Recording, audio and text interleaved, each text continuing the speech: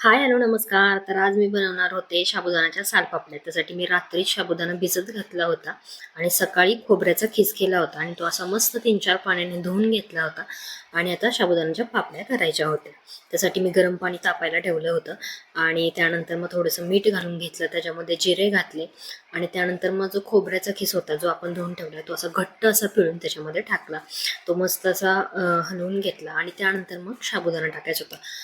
1-1.5 किलोचा साबुदाणा असेल, कारण तो मी अंदाजेच घेतला होता आणि सगळं मी अंदाजे करत होते. आणि सगळ्यात मेन गोष्ट म्हणजे मी पहिल्यांदा करत होते. पहिल्यांदा करायचा घाट का घातला होता, कारण जूनमध्ये करत होते, पावसाला ऑलरेडी लेट झाला होता, तर म्हणलं आहे ऊन पडले त्यामुळे करून घ्यावं. त्यामुळे मग मी हे करायला घेतलं. त्यानंतर मग तो साबुदाणा जो होता ना, तो सगळा मी त्या पाण्यामध्ये टाकला आणि अंदाज नसल्यामुळे पातेल्याचा पण अंदाज मला आला नाही, त्यामुळे ते ओव्हरफ्लो होऊन सांडत होतं. त्यानंतर मग मी काय केलं, परत मोठं पातेलं घेतलं, त्याच्यामध्ये मस्त असं हलवायला येत होतं. त्यानंतर मग ताई आल्या. ताईंनी सांगितलं की जोपर्यंत साबुदाणा असा पाण्यासारखा दिसत नाही तोपर्यंत शिजलं असं समजायचं नाही. त्यामुळे मग ते नंतर थोडंसं हलवून घेतल्यानंतर एक अर्ध्या तासानंतर ते शिजलं. त्यानंतर मग मी असं मस्त खॉट टाकला होता बाहेर. तुम्ही बाहेरचं नेचर पण बघू शकता किती मस्त आहे.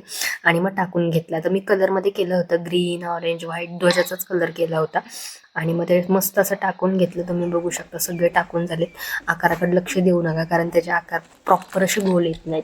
आणि त्यानंतर मग दुसऱ्या दिवशी पूर्ण पलटून घेतले मागच्या साईडनं पण वाळावे म्हणून, आणि ते छान असे संध्याकाळपर्यंत वाळले.